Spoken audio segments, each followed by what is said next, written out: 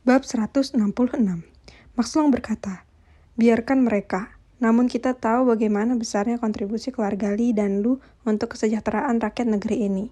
Jika keluarga Lee tidak memberikan subsidi, maka pendidikan di negeri ini akan tinggi. Begitu juga bahan bakar, pangan, dan lain-lain. John Lee berkata, Paman, itu sumpah leluhur. Kita harus mengembalikan keuntungan kita kepada rakyat negeri ini. Jadi tidak perlu diungkit. Max Long menjawab, Tuan Besar, ini bukan urusanku, namun rakyat negeri ini harus tahu bagaimana besarnya kontribusi keluarga Lee pada negeri ini. Selama ratusan bahkan ribuan tahun, agar mereka tidak selalu menganggap keluargamu serakah. Jackson berkata, Max Long benar dan engkau juga benar. Dahulu leluhur bersumpah karena penduduk negeri ini tidak sebanyak sekarang. Jika leluhur hidup di zaman sekarang, tentu dia tidak akan mengeluarkan sumpah itu. Johnny berkata, apa yang mesti aku lakukan? Selama generasi di belakangku melakukan hal yang sama, mengembalikan keuntungan kepada rakyat negeri ini tanpa rakyat tahu kecuali pemerintah. Cheho berkata, jika begitu tetaplah seperti itu, namun sampaikan pada keluargamu bahwa mereka harus menerima jika dicaci maki orang karena dianggap serakah. Tentu selama tidak menyinggung hal sensitif, jika sudah menjurus ke hal sensitif, misal menghina tuan muda, maka aku yang akan maju membunuh semua keluarga dan keturunan penghina itu. Max Long berkata, usul Tuan Ho sangat baik, karena kita tidak mau hal yang terjadi pada Mulan terulang lagi. Mulan keluar dari kamar lalu berkata, mereka mengatakan leluhurku adalah iblis penghisap darah rakyat. Apakah aku bisa menerimanya? Jika itu kaisar yang mengatakannya, maka kepala kaisar akan aku pajang di gapura masuk ke keluarga Lee kami. Jackson berdiri. Masih adakah keturunan keluarga itu? Biar aku perintahkan untuk dihabisi. Mulan menjawab, Tuan Besar Lu, mereka sudah aku habisi, bahkan burung mereka pun aku bunuh, dan sejak itu tidak ada orang di barat yang berani mengganggu keluarga Liku. Franklin memasuki aula dan berkata, apapun itu nenek bersalah. Mulan bertanya, kenapa engkau berkata aku salah? Franklin duduk lalu menjawab, apakah nenek sudah memperingatkan mereka sebelumnya untuk menjaga mulutnya? Jika belum, ini satu kesalahan. Kesalahan kedua, kita harus memberi kesempatan pada orang untuk berubah dan nenek tidak memberikan pilihan itu. Maka aku katakan nenek bersalah. Mulani terduduk diam. Semua yang ada di sana tersenyum. Jackson berkata, sudahlah, itu sudah berlalu lama. Sekarang tugasmu memberikan pelajaran terbaik untuk generasi berikutnya dan engkau menantuku harus bisa menyampaikan kepada keluargamu untuk menahan emosi dan jangan sembarangan bertindak dan ikutilah kata putramu karena itu adalah tindakan bijaksana. Mulani mengangguk, begitu juga Johnny menjawab, baik ayah, akan aku laksanakan. Dina yang mendengar pembicaraan itu menjadi tahu kebenaran, dan dia bersyukur Yanti mengajaknya naik ke sini. Jadi dia akan membuang jauh-jauh ingatannya tentang Franklin yang masih hidup karena dia tak mau terjadi hal buruk padanya dan keluarganya. Dia bangkit lalu memukul pada Johnny sambil berkata, Tuan Besar, aku Dina Zhang, teman dari putrimu. Mendengar ceritamu, aku mengucapkan terima kasih atas kebaikan keluarga Lee hingga kami bisa bersekolah tinggi dengan biaya terjangkau. Johnny tersenyum menjawab, engkau bisa naik ke sini karena putriku percaya padamu. Apa yang engkau dengar dan lihat maka cukup sampai di rumah ini, tidak sampai di luar. Tentunya engkau mengerti, bukan? Dina Zhang mengangguk. Aku paham, cukup mendengar dan mulut harus dikunci. Johnny tertawa dan berkata, bagus, engkau pantas menjadi teman putriku. Lalu Dina melangkah pada Franklin. Tuan muda, padamu tidak ada yang bisa aku ungkapkan karena engkau negeri ini aman. Karena keluargamu kami bisa bersekolah, jadi aku hanya bisa berdoa semoga kakak Cecilia melahirkan dengan lancar dan putramu sehat. Franklin tersenyum menjawab, engkau sahabat adikku dan engkau dapat menjaga rahasia tentangku. Itu sudah membalas semuanya. Untuk itu, aku harus berterima kasih padamu. Semoga nanti di lain waktu aku bisa membalasnya. Dina Zhang menatap Franklin. Seorang penguasa yang berhati lembut tidak mau menerima jeripaya orang tanpa membalasnya. Lalu Dina menjawab, terima kasih Tuan. Setelah Dina kembali ke kursi di sisi Rianti, maka Rianti berkata, Kak Grace, tuanmu sudah menunggumu karena di pintu masuk dia sudah dihalangi para prajurit. Grace yang mendengar ini segera berdiri, berlari keluar aula. Johnny berkata, gadis itu belum berubah, masih suka menunda waktu. Rianti berdiri mematanya, ayah, kakak Grace itu hebat dalam bisnis. Johnny tersenyum lalu bertanya, kenapa engkau berkata begitu? Rianti menjawab dan menceritakan kejadian dalam rapat tadi pagi. Johnny tersenyum lalu berkata, dia melakukan itu karena tahu keluarga Lu dan Lee akan mendukungnya. Apakah dia akan melakukan hal yang sama jika kami tidak mendukungnya?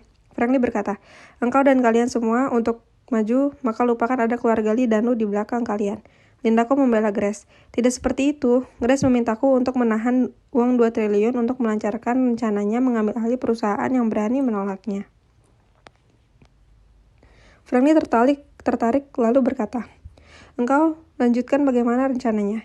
Lindako menjabarkan semua rencana yang disusun Grace. Johnny mendengar lalu berkata, "Itu rencana bagus, jalankan saja jika membentur sesuatu, maka lapor padaku. Biar aku dan Tang Hai yang menyelesaikan mereka." Setelah mengatakan itu, Johnny tertawa. Rianti tersenyum dan berkata, "Apakah ayah akan melakukan hal seperti Lo and Concord?" Johnny menjawab, "Tergantung sejauh apa mereka maunya, maka aku akan ikut bermain sampai mereka menyerah." Anita Lu yang keluar berkata, "Engkau selalu iseng.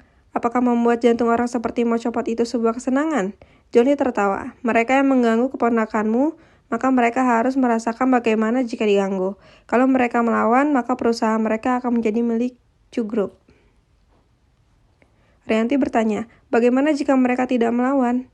Anita menjawab, "Maka ayahmu akan mengembalikan semua hak mereka seperti awal dan ayahmu akan kehilangan uang untuk kesenangan itu." Rianti kembali bertanya, "Kenapa harus kehilangan uang?" Anita Lu menjawab, "Karena saat mulai menyerang, ayahmu akan menghabiskan banyak uang untuk memborong saham kosong dan melemparnya ke perusahaan itu yang membuat nilai saham mereka anjlok hingga pailit. Jika mereka pasrah, maka ayahmu akan menghentikannya. Sedangkan uang yang dipakai memborong tadi tidak akan kembali yang berarti hilang." "Berapa besar ayah pernah kehilangan uang untuk kesenangan ini?" tanya Rianti. Anita Lu tertawa lalu menjawab, "Sudah triliunan dia hilang." Johnny tertawa lalu berkata, "Engkau tidak tahu nikmatnya bermain seperti itu. Lihat Tang Hai menjadi ketagihan, bukan?" "Iya, maka dia juga banyak kehilangan uang karena mengikuti hobimu itu," jawab Anita Lu. Jackson membela menantunya. "Putriku, hobi suamiku ini tidak setiap hari dia lakukan, hanya jika keluarga Lee diganggu dia melakukannya. Itu bukan keisengan, namun memberi pelajaran kepada orang lain bahwa mereka kaya namun ada yang lebih kaya lagi." Anita Lu diam, kata-kata ayahnya benar. Lalu dia mengalihkan pembicaraan. "Grace membuat rencana seperti itu. Apakah sudah mempelajari siapa lawannya?" Lindako menjawab, "Belum, Nyonya Besar. Rencana itu ada karena laporan manajer pemasaran ada barang yang tidak diterima karena tertunda pengiriman sejak Jiangling ditutup." Anita Lu yang duduk lalu bangkit. "Mereka berani menolaknya, habisi mereka." Franklin tertawa. "Kalian berdua sama saja. Rencana itu dijalankan jika mereka tetap menolak. Uang 2 triliun untuk menutupi kerugian selama dia menjual barang dengan harga murah kepada saingan perusahaan itu dengan perjanjian perusahaan itu menjual dengan harga yang ditentukan oleh Grace. Bagiku itu rencana yang pintar, maka kita harus mendukungnya." Lalu Franklin berkata pada Lindako, "Engkau jalankan apa yang sudah dia rencanakan. Jika kekurangan dana, engkau bisa memintanya kepada Sinta Sun." Pada saat itu, Sinta memasuki aula dan bertanya, "Ada apa denganku?" Anita Lu bertanya, "Apakah engkau sudah mengetahui rencana Grace untuk membalas perusahaan yang berani menolak produknya?" Sinta tersenyum mengangguk lalu menjawab, "Saat Bibi menelponku, aku sedang membahasnya bersama Lian dan Grace. Menurutku rencana itu bagus dan aku sudah mengalokasikan dana 50 triliun untuknya dan aku akan mengawasinya." Franklin yang bertanya, "Apakah harus sebesar itu untuk mengambil alih perusahaan itu?" Sinta tertawa lalu menjawab, "Lawan yang akan dihadapi adalah keluarga Oi di Jiangnam, Raja Emas baru Jiangnam." Julian berdiri lalu berkata, "Kalau lawannya keluarga Oi, aku ikut berinvestasi 25 triliun. Franklin tahu Julian dari Jiangnam lebih paham tentang pengusaha di sana, lalu dia bertanya, "Bagaimana menurut kakek buyut keluarga Oi ini?" Julian tertawa, "Dia penghisap darah yang membuat rakyat di sana susah. Maka aku memberikan 25 triliun untuk ini dan hancurkan mereka." Max Long berdiri, 25 triliun dariku dan 25 triliun dari putriku." Tufu Dabaucheng berkata, "Kami 25 triliun. Jolie tertawa lalu berkata, "Tidak usah biar uangku untuk menghabisi mereka. Simpan uang kalian dan katakan apa yang kalian inginkan dari mereka." Julian menjawab, "Kembalikan semua kepada rakyat Jiangnam." Yang lain diam, tidak menyebutkan keinginan mereka, maka Johnny berkata pada Sinta, "Engkau dampingi Grace sampai berhasil. Kurang dana, engkau ambil dari pamanmu." Sinta mengangguk, "Akan kulaksanakan." Rianti bertanya, "Bagaimana cara mengembalikan hak rakyat Jiangnam?" Anita Lu menjawab, 49% akan dimiliki warga Jiangnam di setiap perusahaan yang diambil alih oleh Chu Group. Rianti tersenyum lalu berkata, "Bolehkah aku mengikuti prosesnya agar aku tahu caranya?" Sinta menjawab, "Engkau dan kalian semua boleh ikut agar tahu bagaimana cara mengambil alih perusahaan nakal." Semua gadis tersenyum senang. Ini jadi pengalaman pertama mereka dalam menyerang lawan bisnis yang tidak mau bekerja sama. Friendly bertanya pada Sinta, apakah ada celah dari rencana Grace yang membuat dia kalah? Sinta Sun tertawa. Banyak, maka tadi saat membahasnya aku hanya diam saja, belum memberitahunya di mana celah itu. Anita Lu tertawa. Dia memang harus diajari lagi oleh nenek cantik. Rianti yang ingat sesuatu berkata, "Kakak ingat Bruce Oy dari Law and Co Corporation yang kakak ambil alih dan sekarang dikelola Kak Nosu? Apakah keluarganya yang dimaksud?" Julian menjawab, "Benar, dan aku dengar putranya hilang, tidak diketahui di mana tempatnya." Anita Lu tertawa. "Dia di tengah laut di negeri antah berantah karena berani menjebak menantuku."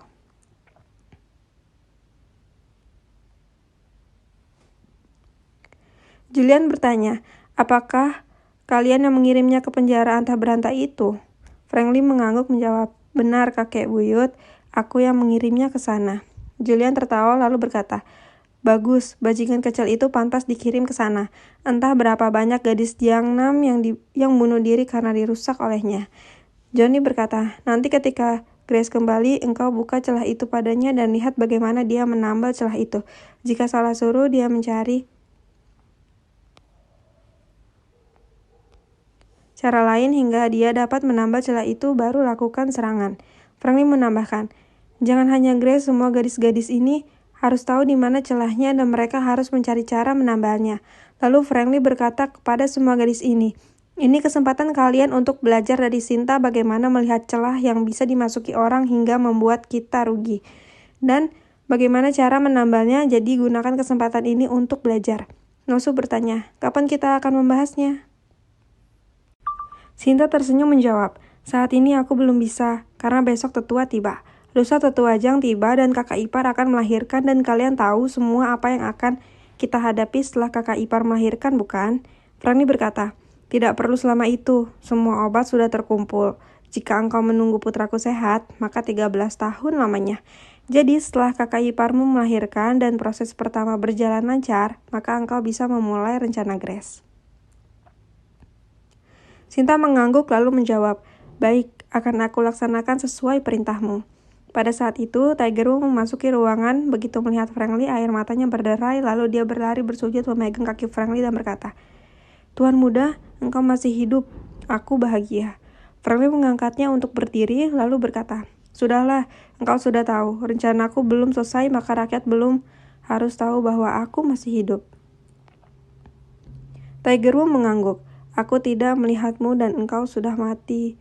Frankly tersenyum lalu menjawab, "Bagus, engkau bawalah makananmu dan hidangkan di taman belakang. Sore nanti engkau antarkan lagi hal yang sama, namun besok akan lebih banyak karena murid-muridku akan datang.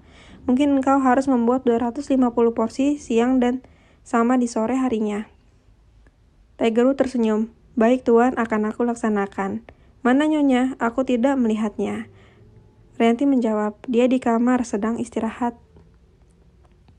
Tiger Wu ditemani para gadis menyiapkan hidangan di taman belakang. Dina melihat taman itu, begitu indah dan dia bertanya, "Bagaimana kondisi di malam hari ketika berada di sini? Tentu bintang terlihat lebih dekat dan indah." Rianti tersenyum menjawab, "Engkau jika mau menginap boleh. Itu jika orang tuamu menyetujuinya." Dina tersenyum menjawab, "Benarkah aku boleh menginap di sini?" Rianti mengangguk. "Tadi kakak ipar sudah mengatakan semua gadis, maka termasuk dirimu bisa ikut belajar berbisnis di bawah bimbingan Kak Sinta." Dina menarik Rianti menjauhi semua orang lalu berkata, "Aku bukan siapa-siapa, begitu juga keluargaku. Apakah benar aku bisa ikut belajar?" Rianti tersenyum menjawab, "Keluarga Li dan Lu sangat menghargai orang yang bisa menjaga rahasia mereka, karena bagi mereka kesetiaan lebih utama. Jika engkau setia, maka engkau bisa mendapatkan kemakmuran. Namun, jika engkau hianat, maka engkau..." Mendengar sendiri bagi mereka membunuh itu hal yang mudah. Dina tersenyum menjawab, "Aku melihat semuanya dan aku paham maksudmu untuk melupakan semua tentang foto itu. Dan aku mengucapkan terima kasih padamu karenamu aku bisa melihat semua orang-orang yang hanya aku dengar namanya seperti dalam dongeng." Rianti tertawa, "Engkau belum melihat semuanya. Besok tetua keluarga Li tiba, lusa tetua Jiang dan murid-murid kakakku tiba. Maka engkau akan melihat semua para dewa perang dan legenda militer satu. Lagi engkau mendengar tentang putra kakakku yang sakit, maka memaksa para tetua turun ke sini dan engkau akan menyaksikan sesuatu yang tidak akan masuk di otakmu. Dina bertanya, sakit apakah dan bagaimana mereka bisa tahu padahal putranya belum lahir? Rianti menjawab, tadi engkau merasakan getaran besar itu tanda pertama. Besok pada waktu yang sama akan turun air seperti terjun di puncak ini, itu tanda kedua. Apakah itu masuk di logikamu? Bagaimana mereka mengetahuinya? Bahkan kakakku hamil mereka sudah tahu lebih dulu, padahal usia kandungannya belum sebulan. Sehebat itukah orang-orang ini? Tanya Dina lagi. Rianti mengangguk lalu menjawab, maka aku melarangmu untuk membahas foto atau menyebarkannya karena resikonya terlalu besar. Mereka bisa bergerak seperti angin untuk membunuhmu. Itu sangat mudah tanpa engkau sadari kepalamu sudah terpisah. Sudahlah, sebentar lagi makan siang. Mari ikut aku ke kamarku untuk mandi dan berganti pakaianmu, kata Rianti menghentikan pertanyaan yang akan dilontarkan Nina Zhang padanya. Waktu makan siang tiba. Semua duduk di belakang. Hanya Leonie dan Rosalind yang tidak ikut makan karena mereka tidak mau meninggalkan Cecilia di kamar sendiri. Seperti biasa, Rianti merebut makanan Tania. Karena itu masakan Frankly. Walau cemberut, namun Tania diam saja ketika makannya diambil. Nasu tidak mau ketinggalan. Dia melangkah mendekati meja Tania dan mengambil sedikit makanannya. Ayah, jika aku dewasa nanti, bolehkah aku memberi pelajaran pada mereka ini? Tanya Tania yang masih cemberut. Franky tersenyum lalu menjawab, kalau engkau dewasa, mereka sudah nenek-nenek. Apakah engkau tega memberi mereka pelajaran? Tania tersenyum lalu berkata, berarti mereka tidak cantik lagi, tinggal Tania sendirian yang paling cantik. Setelah mengatakan itu, dia mencibirkan bibirnya pada Rianti. Setelah selesai makan siang, pelayan membersihkan meja dan digantikan dengan makanan ringan. Pada saat itu puluhan pesawat tempur terbang melintas berputar sebentar lalu meninggalkan Gunung Kabah. Sedangkan heli berpencar dan hilang di kaki bukit. Tidak lama, Richartie dan Randu memasuki taman belakang setelah memberi hormat mereka melapor kepada Frankly. Tuan, penangkal rudal sudah terpasang mengelilingi bukit. Richartie melapor. Randu tersenyum. Apa yang harus aku laporkan Tuan? Sudah melihat pesawat telah tiba dan heli sudah menuju titik masing-masing. Frankly tersenyum lalu bertanya, bagaimana dengan adik-adikmu? Kapan mereka berangkat dan tiba di sini? Randu menjawab, Peter sedang berkoordinasi untuk menjemput dan menentukan titik pertemuan mereka, Tuan. Hingga sekarang aku belum mendapat berita lebih lanjut. Frankly bertanya, Saudara Rio, kapan para tetua tiba dan dari arah mana mereka naik ke puncak? Mendengar jawaban dari sisi jurang, sekarang mereka sudah memasuki daerah Haikou. Mungkin 3 hari dari sekarang mereka tiba di pagi hari dari utara bukit ini. Sedangkan 13 lainnya sudah tiba di Jiangling. Frankly dan orang-orang yang berada di sana terkejut, lalu dia bertanya lagi, kenapa 13 yang telah tiba tidak naik ke puncak? Rio Zhang menjawab, mereka tidak berani mendahului 13 tetua yang masih di jalan. Jika engkau ingin membersihkan jalanan, maka bagian utara bukit ini biarkan kosong di hari ketiga. Baik, aku mengerti, jawab Frankly lalu dia berkata pada Randu. Engkau mendengarnya, maka hari Jumat engkau harus kosongkan bagian utara bukit ini setelah mereka lewat baru rapatkan lagi pertahanan. Randu mengangguk, dilaksanakan Tuan. Renata berbisik pada Frankly. Jenang sudah tiba itu di atas pohon, dia tidak berani turun menginjak tanah sebelum tetua dahulu. Mendengar ini, Frankly mengambil kardus makanan lalu melompat ke arah pohon di mana Jenang duduk di ujung ranting kecil. Dina dan Rianti yang duduk di dekat pohon menatap ke atas, di mana orang tua duduk di ranting kecil sambil bersila. Melihat itu, Nina Zhang merinding. Rianti tersenyum lalu berbisik, engkau lihat hari ini saja engkau sudah menyaksikan aksi di luar nalar, bukan? Nina mengangguk lalu terdengar tawa dari atas pohon di mana Frankly dan Jenang duduk sambil berbincang senang. Jenang berkata, Renata engkau tidak berubah, suka usil. Aku tenang duduk di sini, sekarang terganggu oleh tuanmu ini. Sebelum Renata menjawab, Rio berkata dari sisi jurang.